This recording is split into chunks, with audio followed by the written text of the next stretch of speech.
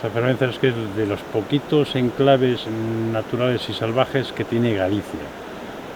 Por ejemplo, nosotros hemos venido aprovechando un poco una ruta gastronómica, porque tenemos ahí Lalín, que es muy famoso y muy conocido por la carne de ternera, y es de una calidad impresionante.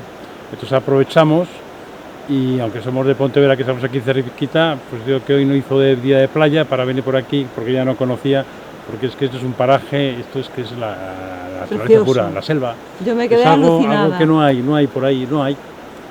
Entonces tenemos la suerte de que en Galicia tenemos muchos ríos, muchos caudales, y entonces hay que aprovechar y que como no hace un día muy bueno, pues no hay mucha gente, entonces aquí da gusto venir.